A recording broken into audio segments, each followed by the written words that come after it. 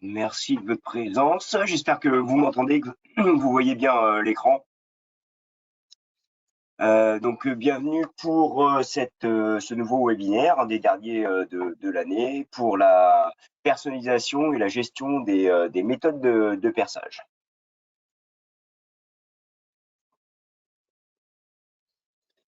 Tout d'abord, je vais me présenter. Donc, je suis Christophe Marsoulot, je suis ingénieur d'application à la partie MEC chez Applicit. J'ai donc 28 ans d'expérience dans le secteur automobile et industriel. Et les 10 dernières années, j'ai fait des outillages et usinage de pièces volantes dans le secteur aéronautique. Et ça fait 1 an et demi maintenant que je suis chez Applicit. Voilà.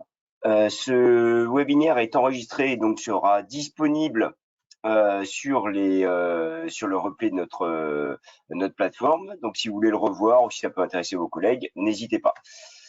Ça va durer à peu près une demi-heure et à la fin, vous pouvez poser vos questions pour si vous avez la moindre question avec le chat, vous pourrez m'interroger et puis j'essaierai de répondre à toutes vos interrogations. Avant de démarrer, un petit rappel. N'oubliez pas d'aller régulièrement sur notre site pour rester informé de nos actualités. Vous y retrouvez les dates des webinaires, des journées utilisateurs. Le blog également, ce sont des petits articles que l'on écrit tous les mois sur différents sujets, puis différents softs que Applicit propose. Voilà. Donc, vous y retrouvez également les dates des webinaires et donc celui d'aujourd'hui. Voilà. Donc, bienvenue sur ce webinaire sur l'utilisation des méthodes de perçage. Donc, on va voir qu'est-ce que les méthodes de perçage, l'utilité, la création, ses enregistrements et puis après, les applications.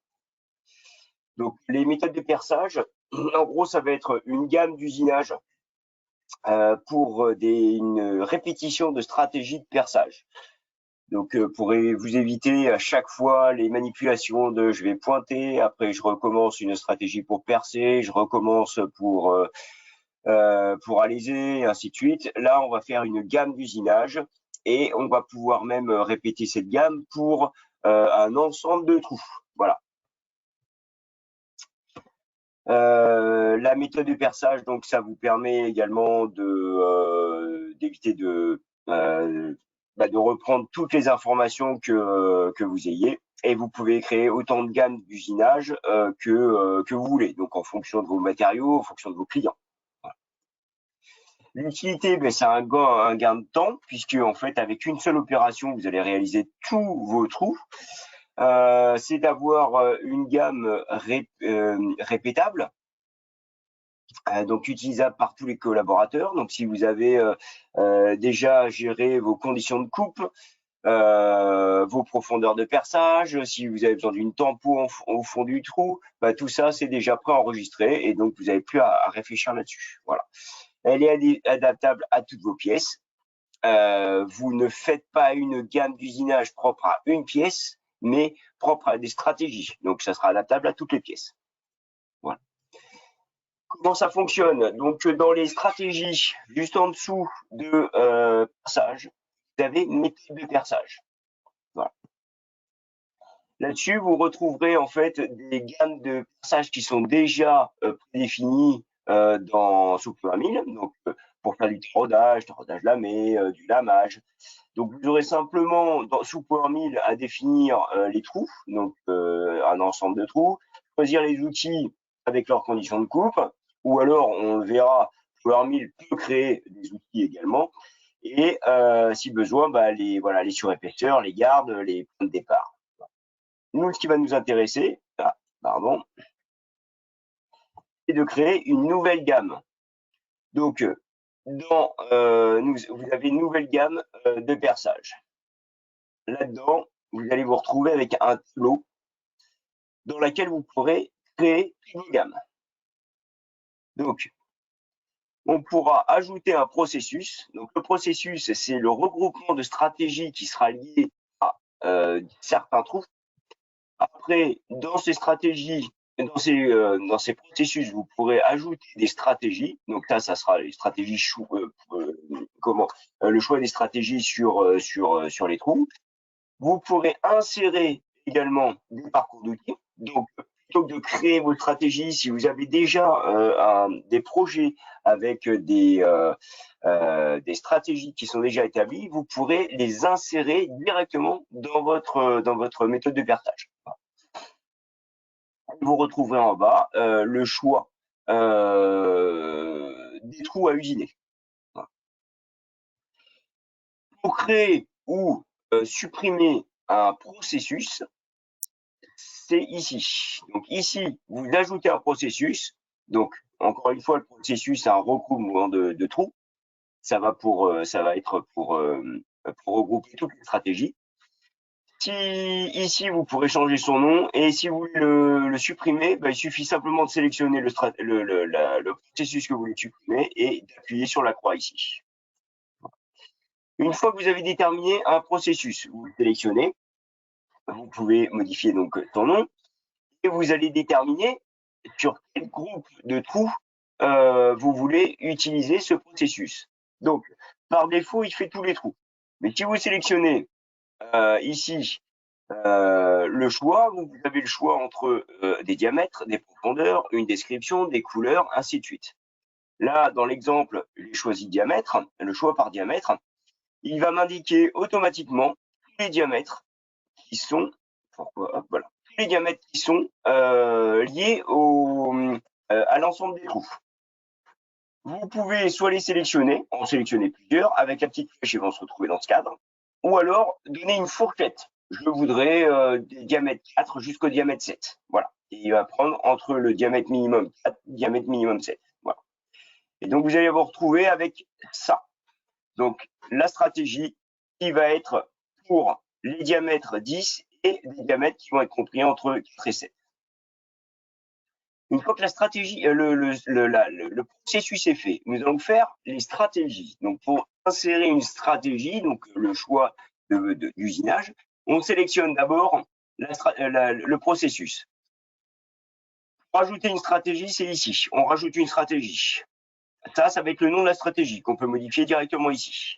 Comme je vous disais, on peut insérer une stratégie. C'est-à-dire que quand vous cliquez sur le petit plus, vous avez tous vos parcours qui s'affichent. Et donc, vous choisissez, vous dites, tiens, j'ai déjà fait un alésage, par exemple, pour le diamètre 10. Hop, je vais le rajouter directement dans mon processus. Comme ça, je n'ai pas besoin de le créer automatiquement. S'il y a une stratégie qui vous déplaît, vous la sélectionnez et vous la supprimez directement ici. Vous pouvez également ici, dans la matière restante, insérer votre stratégie directement dans la matière restante. Vous sélectionnez votre matière et il va vous le mettre à la suite. Lorsque vous avez créé votre stratégie, lorsque vous créez votre stratégie, vous avez un tableau qui apparaît comme ça, qui est divisé en 3 colonnes. Donc, la première colonne, c'est pour définir les outils, pour définir la tolérance du parcours, les surépaisseurs, vos liaisons. La deuxième, ça va être lié à la stratégie. Puis la troisième, c'est lié à la stratégie, c'est-à-dire que si vous avez une stratégie avec de la compensation, vous pourrez le faire. Ici, par exemple, si vous avez mis des stratégies avec du briscopo, vous aurez vos débourrages et ainsi de suite. La première colonne, comme je vous disais, c'est lié à l'outil. Donc, on peut choisir un outil. Si jamais vous ne choisissez pas l'outil, ça va être PowerMill qui va vous créer un outil en fonction du trou que vous avez fait. Donc, si c'est un perçage, il va vous créer le forêt en fonction du diamètre.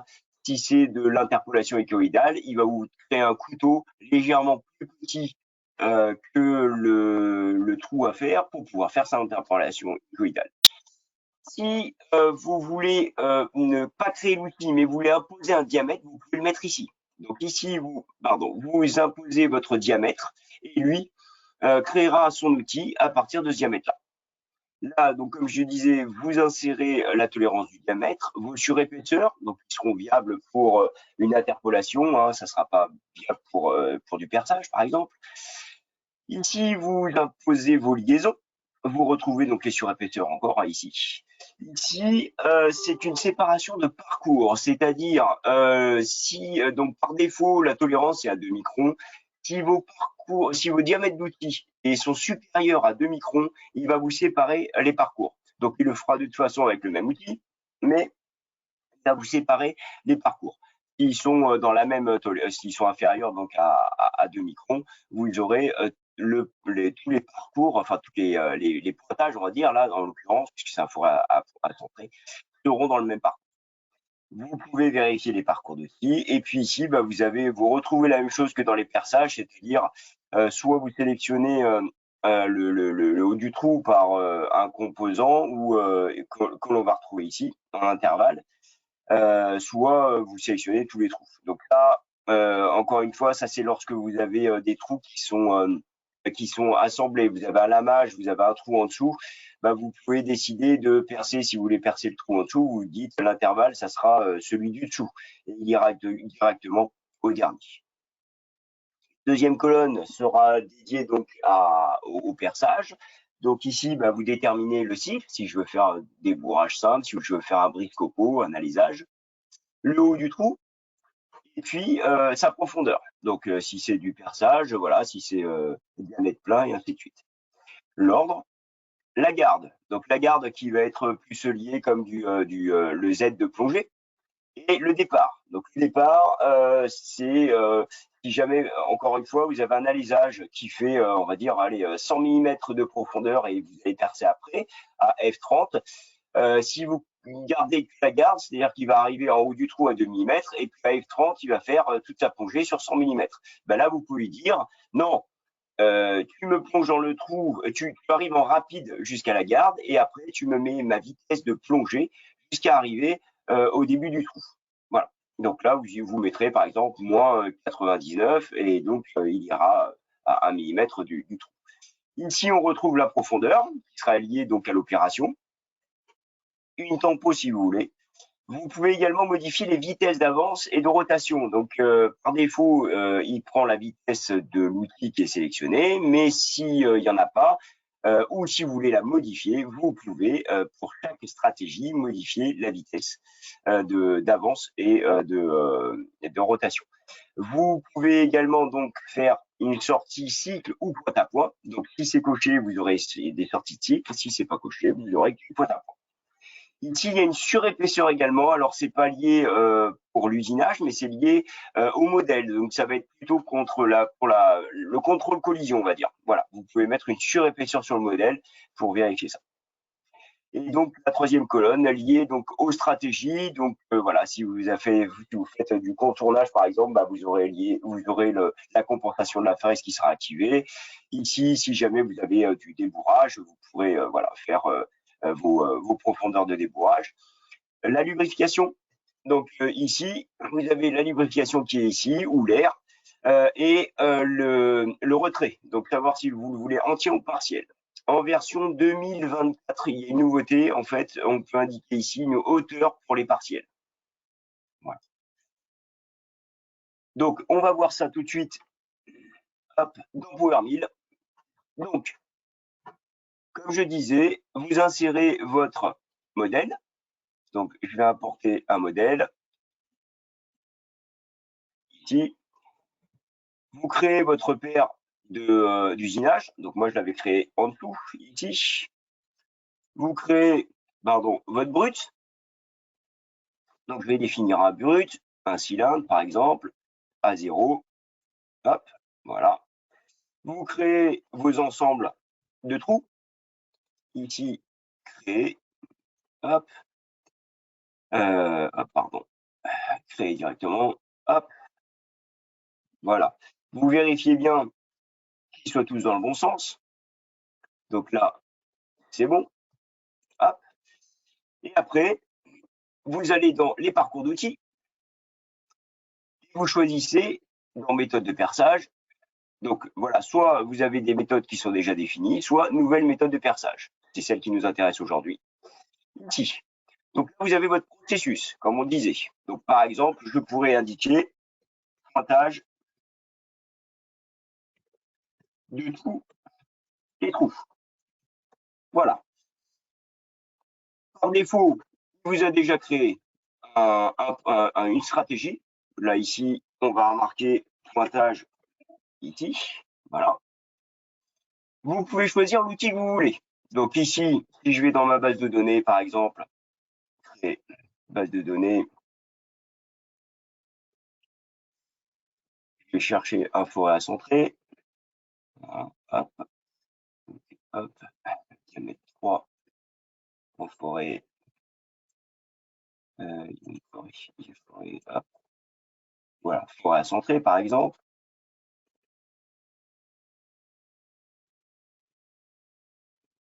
Voilà, mon forêt à centrer ici. Je vais le choisir.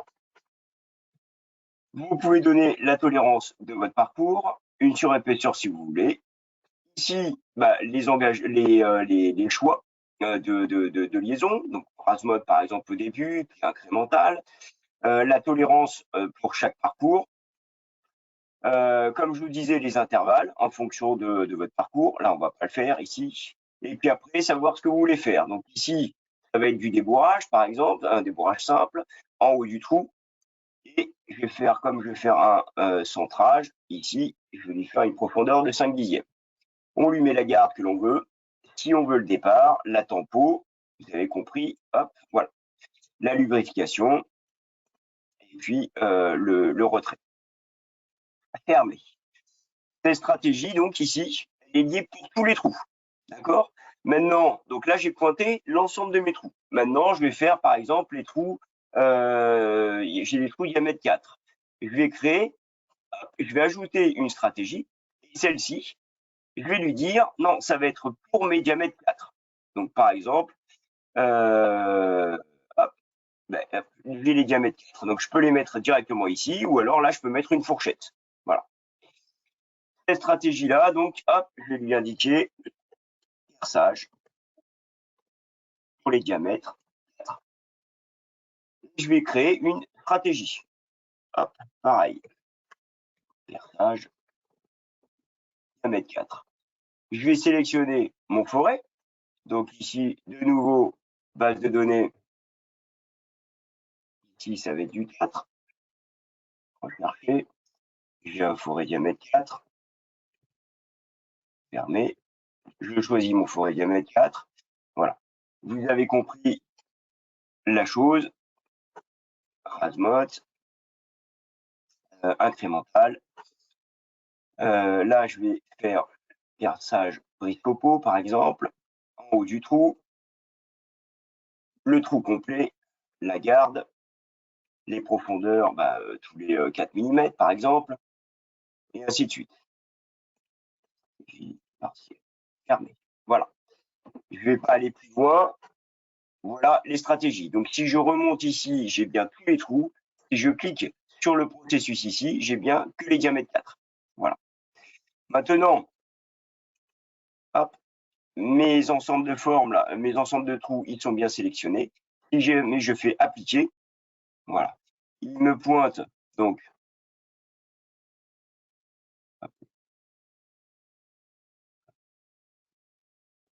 va pointer mes trous ici. Alors, effectivement, j'ai fait une petite bêtise, c'est que je ne lui ai pas indiqué. On va le refaire, juste un truc, hop, c'est parce que j'ai des chanfreins. Donc, ce que je fais généralement, hop, ici, c'est que je vais lui indiquer quand même que je veux faire avec un angle de dépouille.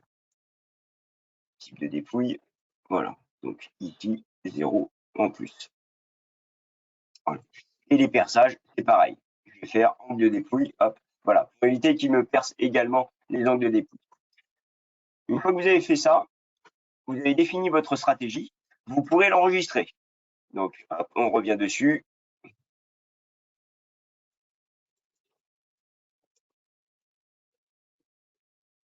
Voilà, hop, juste avant. L'enregistrement. Une fois que vous avez défini votre stratégie, vous pourrez l'enregistrer. Donc, clique droit dessus. Et ici, enregistrer comme stratégie. Vous pourrez définir donc le chemin d'accès. Donc, généralement, c'est sous app local Autodesk. Vous avez le chemin d'accès. Vous pouvez en créer autant que vous voulez. Et ici, le tableau, vous aurez le choix d'enregistrement. Donc, soit vous ne cochez pas l'enregistrement et vous pouvez tout enregistrer, soit vous cochez et vous pouvez décocher ou cocher ce qui vous intéresse. Si les approches ne vous intéressent pas, Si les axes d'orientation ou les vitesses d'avance ne vous intéressent pas, vous les décochez. Et donc, tout ce qui sera coché, forcément, sera enregistré. Vous pouvez l'enregistrer ici. Si vous voulez le mettre directement en favori, vous pouvez mettre la petite croix. Donc, le chemin d'accès, vous le retrouverez ici. Donc, si vous êtes dans mes stratégies, en fait, vous allez le retrouver ici. Donc, utilisateur, le nom, app data, le local, Autodesk, PowerMill, mes stratégies. Elles vont s'enregistrer en PTF. Ça va être la stratégie. Si vous voulez poser une image et puis un petit logo, vous pouvez le mettre. Donc, il suffit de créer un logo, n'importe lequel. Il faut que ce soit enregistré en PNG. Les dimensions du logo qui va bien, en fait, c'est 180 par 180 pixels ou alors en centimètres, c'est 3,9. Pour le logo, vous avez sous programme Autodesk PowerMill, alors la version que vous avez, 2022, 2024, n'importe laquelle, File Template Icône, vous avez tout plein d'icônes que vous pouvez sélectionner, vous la copiez et vous la recollez dans votre répertoire ici.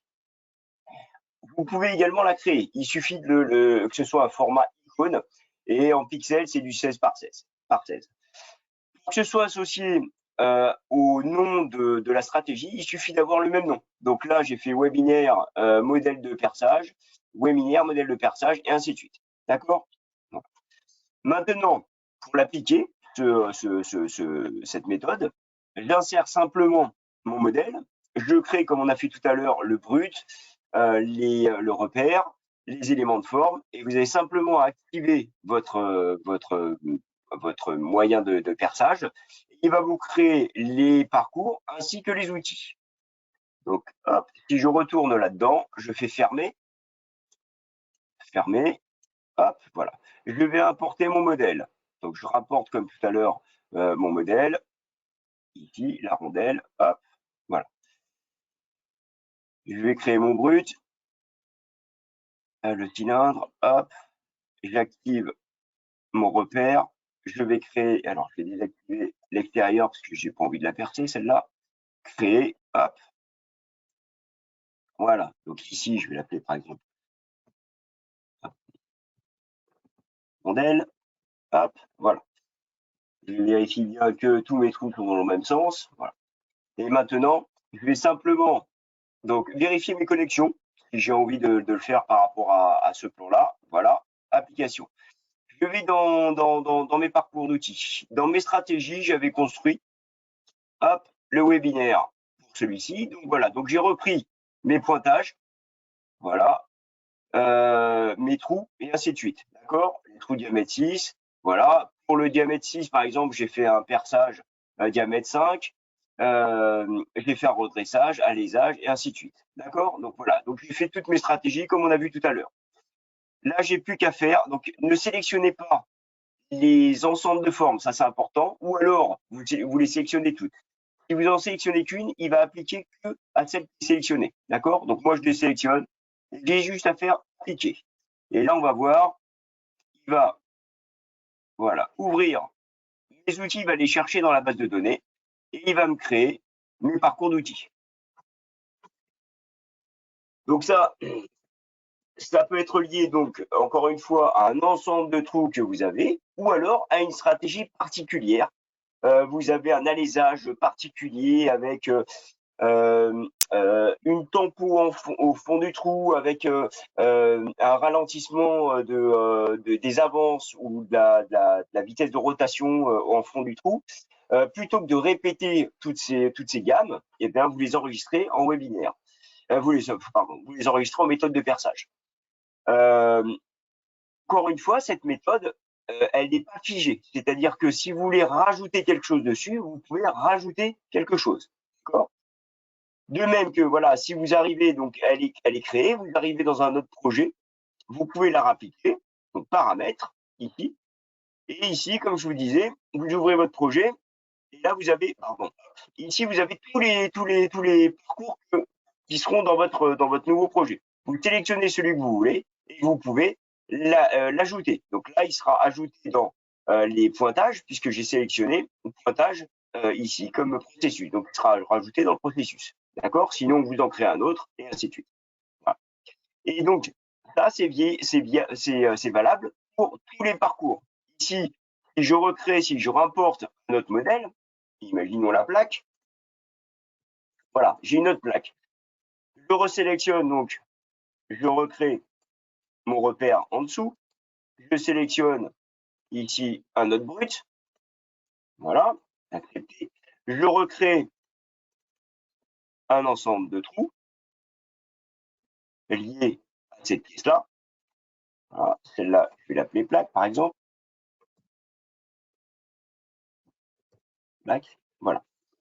Il suffit soit que je réactive cette stratégie et que je refasse appliquer, ou alors je la choisis, j'en choisis une autre, n'importe, appliquer,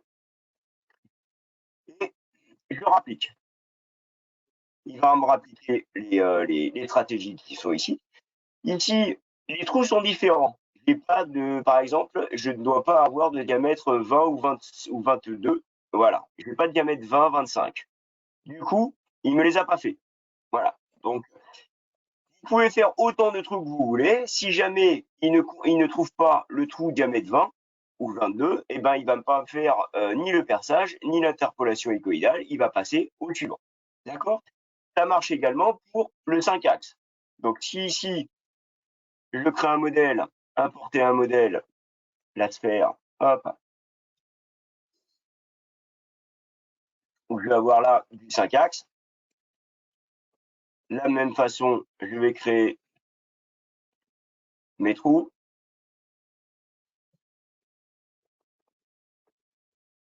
Voilà. Donc celui-ci, j'en ai pas besoin. Hop. Ils sont tous à peu près, voilà, ils sont tous dans le même coin. Voilà. Ici, je vais recréer donc, je vais recréer un brut. Donc ici, bah, je vais mettre une boîte. Voilà. Je vais recréer mes connexions. Donc quand j'ai fait enregistrer ici, j'ai décoché les liaisons. Comme ça me permet, par exemple, de faire une boîte. Je crois qu'elle faisait, hop, ouais, non, elle fait 250 et 240, il me semble bien. Voilà, ouais, on va faire un truc comme ça. Hop, voilà. Hop, accepter. Je vais rappeler ma stratégie, par exemple. Voilà, je suis bien là-dedans, je vérifie, parce que, hop, oui, voilà. Hop, je fais appliquer.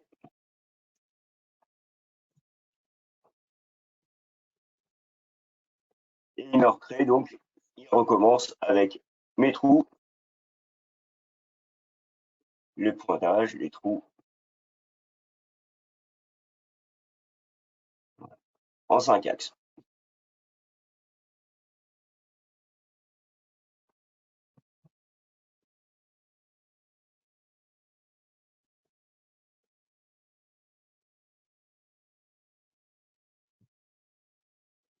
Interpolation, et les derniers, le chanfrein.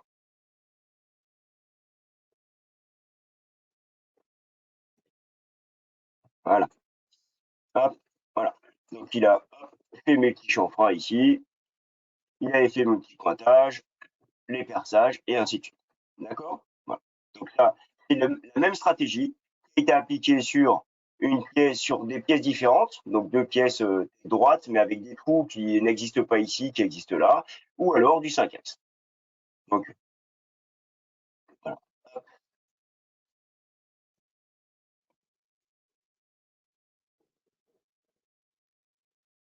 Voilà. Donc, voilà. L'avantage, c'est que vous allez, au départ, effectivement, c'est peut-être, c'est du temps pour construire la gamme d'usinage, mais une fois que cette gamme est faite, vous allez gagner du temps en préparation. Vous allez uniformiser vos préparations donc pour toute la société. Donc, comme elle est diffusable cette stratégie, vous pouvez chaque personne de la société peut utiliser celle-ci et donc garder une répétabilité des perçages avec les conditions de coupe, les profondeurs de trous, si vous avez des tampons au fond. C'est une gamme, encore une fois, donc, qui est adaptable à toutes les pièces, même en 5 axes. Et donc, encore une fois, vous ne créez pas de méthode en fonction de la pièce, mais d'un pas un type de pièce, mais un type d'usinage. Et vous pouvez en créer autant que vous voulez, en fonction de vos clients, de vos pièces à usiner. Vous pouvez également l'enchérir, on va dire, avec de nouvelles gammes régulièrement. Donc, vous n'êtes pas obligé de tout créer en même temps. Voilà. Si vous avez besoin de certaines fonctions, vous les faites. Vous faites votre pièce et puis une semaine plus tard, si vous avez besoin d'autre chose, vous pouvez en rajouter dedans. Voilà. Est-ce que vous avez des questions là-dessus?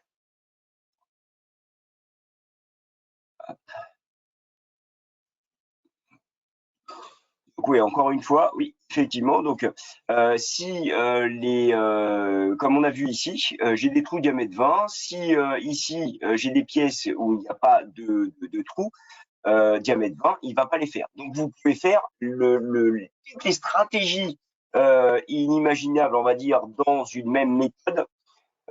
S'il trouve le trou correspondant, il va le faire. S'il ne trouve pas le trou correspondant, il ne le fera pas. Voilà. C'est bien également pour des taraudages qui sont un peu particuliers. Voilà. Vous pouvez créer votre propre stratégie, votre propre méthode de perçage indépendamment. Voilà. Écoutez, je vous remercie de m'avoir suivi pour ce webinaire. J'espère que ça a pu répondre à vos questions, à vos attentes, et vous verrez en utilisant ça que voilà, on peut gagner énormément de temps une fois que tout ça s'est établi. Ben écoutez, je vous remercie. Je vous souhaite de passer de très bonnes fêtes de fin d'année et je vous dis à l'année prochaine donc pour de nouveaux webinaires. Merci, au revoir.